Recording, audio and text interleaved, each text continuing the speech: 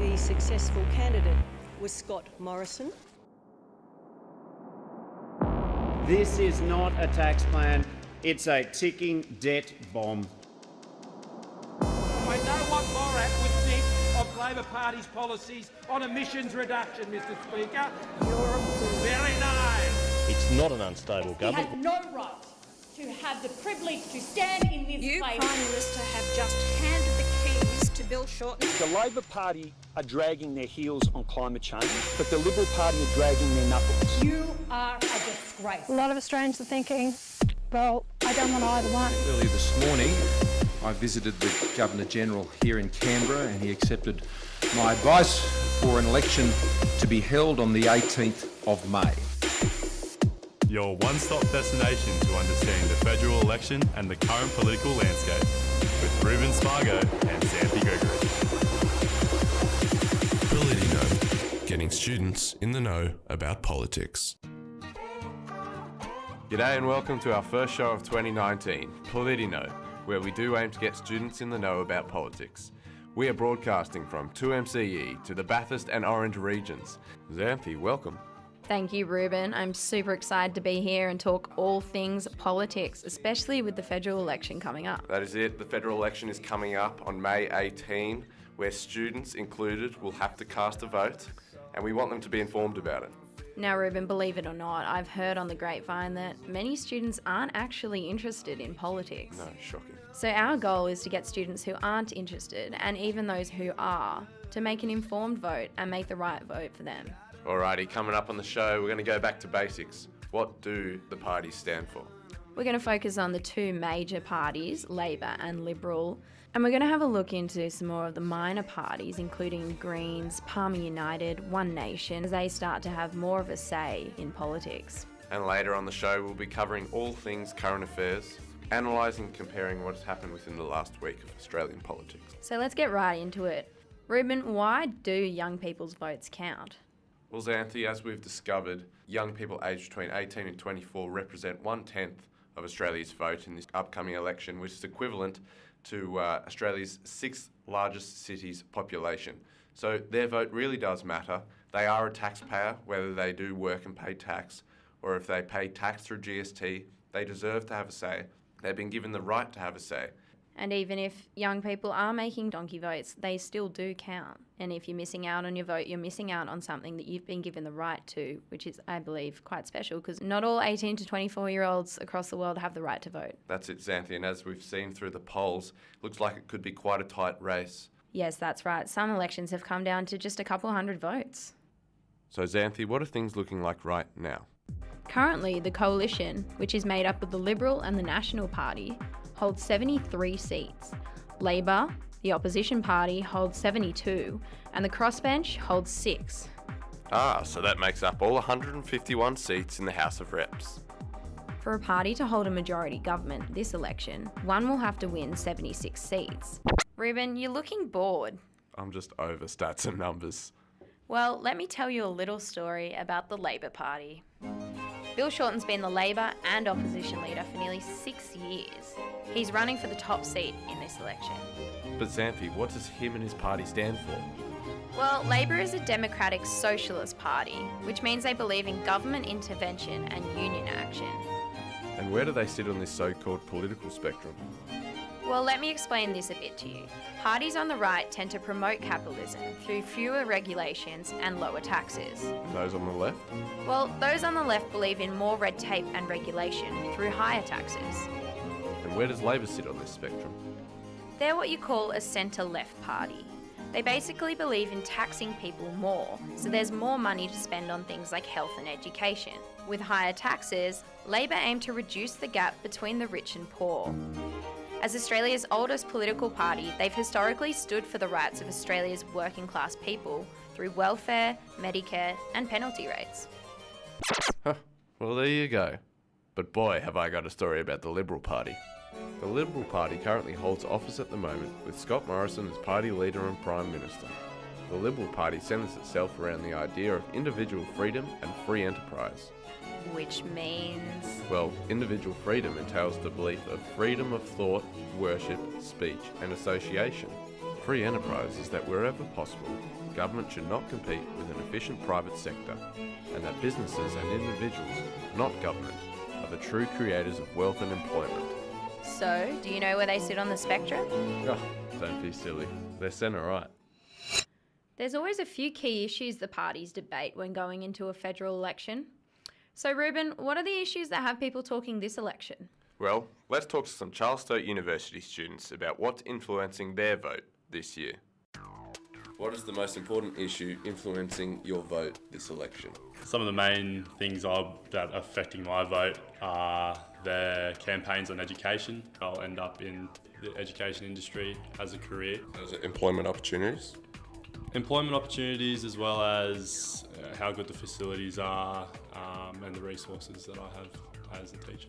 Penalty rates, I work part-time for example, and it's already having an impact on me, so my hourly wage is going down on Saturdays and Sundays.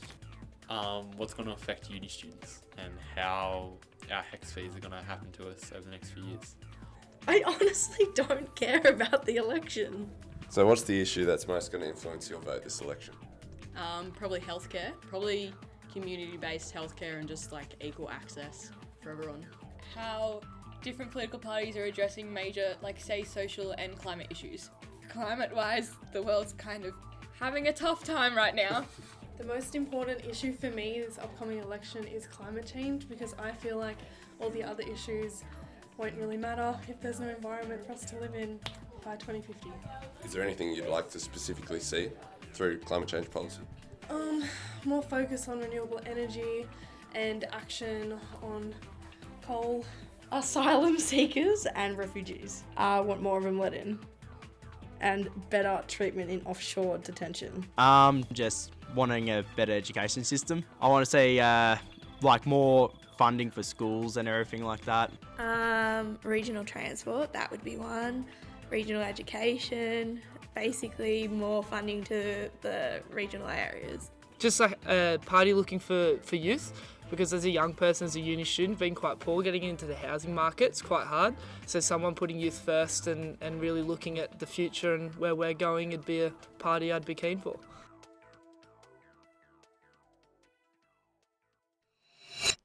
So, that's what young people think.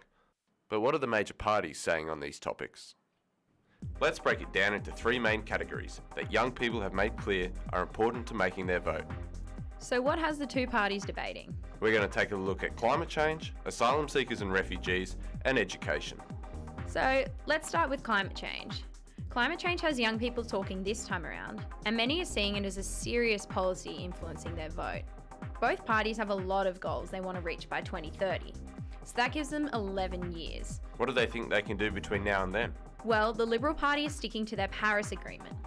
The Paris Agreement is basically a United Nations agreement signed by 55 countries who make up 55% of the total global greenhouse gas emissions. And so what has Australia agreed to do? Well, they've agreed to reduce emissions by 26 to 28% by 2030.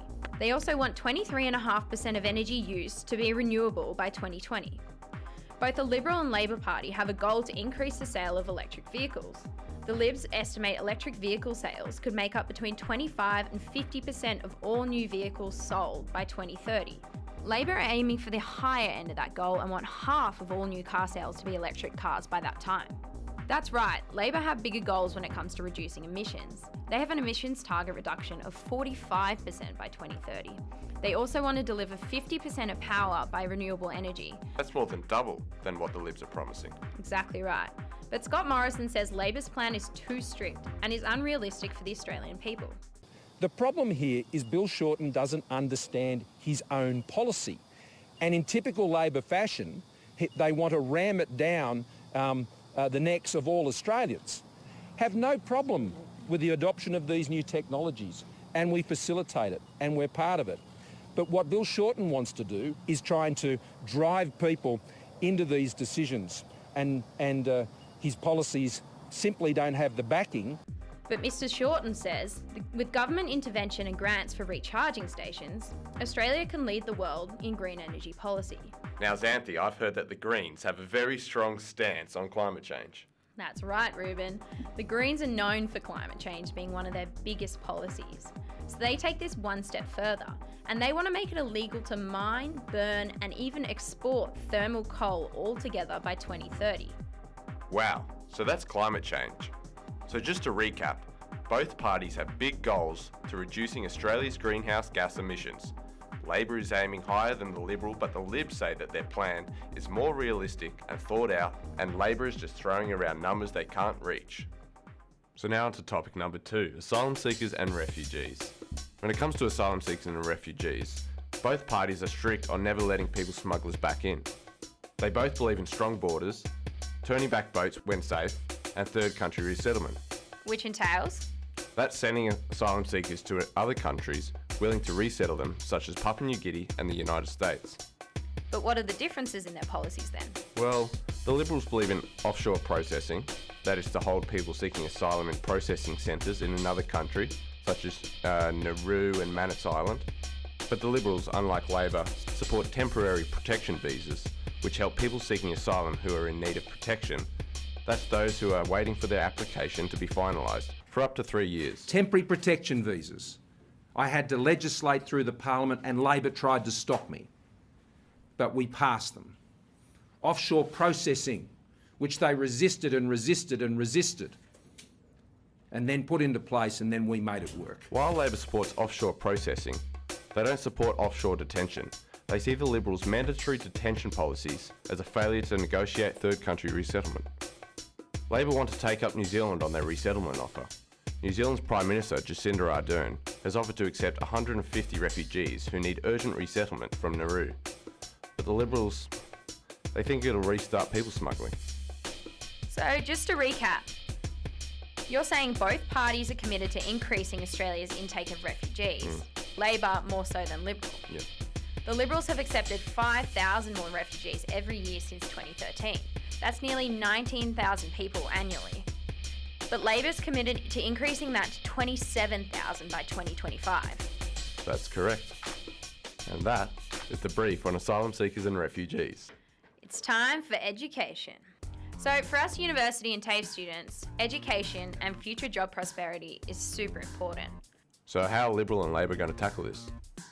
With a growing population, it's always good to know you'll have a chance of getting a job in the future.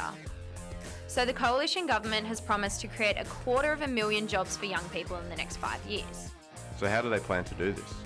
Well, Reuben, they're going to provide a record $17.7 billion of funding to unis. That money will go towards helping rural and regional students go to uni. And for TAFE students, they promise to create 80,000 more apprenticeships across the country. So education is one of Labor's key policies, so what do they plan to do? Well, they plan to remove the cap on university places over the next decade. What's a university cap? That's where the federal government limits the number of places available for students to go to uni. Labor will remove that, which they say will make it easier and cheaper to go to uni. But the Liberal Party introduced the cap in the first place to save billions of dollars. Here's what Bill Shorten thinks. We'll uncap university places, opening the doors of higher education to an additional 200,000 Australians. And when it comes to vocational education, Labor is backing public TAFE all the way. The Labor Party have also promised to create 150,000 more apprenticeships in areas with skill shortages. That's nearly double of what the Libs have promised. So just to recap, the Liberal Party have announced a record amount of funding for universities, but the Labor Party don't see the benefits until university access is made equal for all. For them, that starts with removing the caps. That's right. Well, that's the overview of the 3 topics that university students seem to care about most. So what I've taken from this is that the Liberal government have committed to some more conservative policies. That means spending less and asking Australians to pay less in things like taxes. What will that do? Well, they're promising it will bring the budget back into surplus by next year, which basically means we have savings, not debt. And what I'm taking from that is that the Labor government have committed to spending more money for the public. But historically, the Labor government have brought the budget into deficit. That means they're spending more money than what they actually have. And that goes to funding things like health and education for the public. But how do they solve that? Well, they tax more. If you want to keep up to date with us and have your say on what we talk about next episode, just search PolitiKnow on Instagram, Facebook or Twitter. Let us know what you want to hear and we'll try to keep you in the PolitiKnow. If you've missed anything or just want to listen to this great show again, you can find a podcast of this on our YouTube channel. So Xanthe, obviously not everyone votes for the two major parties. What are some of the other parties? We're going to talk about 4 of the other minor parties. Yeah. Not obviously, as you said, not everyone wants to vote for Liberal and Labor. Some might be more far left, and some voters might be farther right, and some might be further in the middle. So we tend to see that Labor and Liberal hover around the centre, and then we've got sort of extremes on either side. Correct. And the Greens is one example of an extreme to the left. So they're a far left party who are led by Richard Di Natale, and they're an environmental political party. Yeah. They focus on 4 main issues. They focus on economic inequality, the increasing costs of living, environmental destruction, and, of course, climate change. But they do only hold 1 seat in the House of Reps. But that doesn't mean they don't have any sway. They're still a party to watch, especially as we see among young people. Climate change is becoming more prominent, and it does have more say in what vote they're making. So they are one you to often watch. see when you're watching the elections, you have the 2 main parties, the Liberals or the Coalition, and then Labor, and then you have the Greens come in. And then they sort of put the independents and the minor parties in another category, but Greens always have their own categories, so they do receive quite a lot of votes from the Australian public. They do. That's the Greens. So, as I said, they're a far left party. But on the other end of the extreme, you have One Nation, which are a far right party. So they're extremely conservative in their policies. Yeah, what sort of policies do they have? So they were being led and founded by Pauline Hanson, and she describes the party to being daring to challenge political correctness. So, I mean, some main things that they're known for is a seriously strong immigration stance. They want to reduce the annual immigration target from 250,000 annually to just 70,000. Right, so quite a reduction. A significant reduction there. And like Trump, they support a travel ban for extremist countries. They also have a different stance to climate change, like you see among even the Liberal, the Labor and the Greens. They believe that Australia should withdraw from the Paris Climate Agreement, and that agreement aims to reduce the world's greenhouse gas emissions. So they don't really see that there's an issue there and there's something to be a part of. Right. But at the same time, more than 1 million Australians have supported Pauline's policies in the past, which has given them 2 seats in the Senate, but they still don't have any sway in the House of Reps. Yeah, you certainly can't rule them out. I mean, they become quite a prominent party recently. I guess Australians are just over being told what to say and things like that, so they tend to shift their vote towards Pauline Hanson. Now, someone else who is coming up quite prominently in this election is Clive Palmer and the United Australia Party. Now, we've seen his billboards all over the roads, all through the cities. He's really spending a lot of money on advertising and marketing this time round. He's currently got 1 seat in the Senate, which is held by Brian Burston. He did belong to One Nation, but then defected to the United Australia Party. Now, Clive Palmer, he has an interesting slogan, Make Australia Great. Yeah, what do you think of that? It sounds familiar. I mean, I guess that just goes back to the ideology of a sort of populist and nationalist party, which is all about taking care of Australians, taking care of Australia, putting Australians first. And that's evident through their policies. Like, they talk about stopping the sell-off of assets such as ports to foreign countries and protecting Australian jobs and helping regional Australia.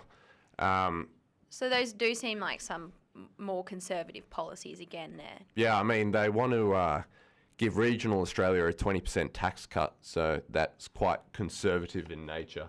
So am I correct to say that they sit more on the right of the political spectrum? Yeah, they'd be more right, a populist right. Another party which is further right on the political spectrum is Cory Bernardi's Australian Conservatives Party. Cory Bernardi did belong to the Liberal Party and then defected and decided to start up his own political party. So has he gone away from the Liberal Party and kind of gone and just escalated on their policies, in a sense? Well, the Liberal Party it can be argued as two factions. There's the more progressive in social policy and then more conservative. And Corey Bernardi belonged to the more conservative area of the Liberal Party and decided to break off and start his own party so he could better represent those policies. So what kind of things does Corey Bernardi stand for? Well, the Conservatives sort of centre their principles around a few ideas, that being limited government, personal responsibility, free enterprise and stronger families. We've also noticed that Corey Bernardi holds his faith quite close to his heart and represents the Judeo-Christian ideology. That's very interesting. It seems like a lot more of the minor parties are sitting farther on the right, the political spectrum that currently holds power in the House of Reps. So those are just a few of the minor parties that currently hold seats within the Australian government. There are also other parties like the Katter's Australian Party and the Central Alliance Party. Xanthe, what's happened since the election got announced last Thursday? So it's obvious, as the Liberal Party always do, they have a big focus on the economy. Yes, building our economy, securing our future. That is their slogan. They're focusing on infrastructure projects in Western Sydney, and they're also promoting large tax cuts. The Libs have also promised $22.5 million for medical research in this past week. The Coalition also have a strong focus on combating mental health issues we see in our community. So they've pledged $22.5 million towards medical research, which will go to help find better treatments for mental health issues. And they've also pledged a further $42 million on mental health initiatives for young and Indigenous Australians. And that's all on top of another $461 million in the budget for mental health and suicide prevention. So the Coalition are obviously drawing focus on how they want to improve mental health within Australian society. And Labor seems to be focusing on cancer. Yeah, exactly. Labor has announced a $2.3 billion cancer package in their budget reply, which is basically the budget that they're going to produce if they get voted in. I mean, $8.6 million of that is going to go towards working with Cancer Council Australia to relaunch their infamous sun protection awareness campaigns. Yeah, so that's really getting out the message that no tan is healthy.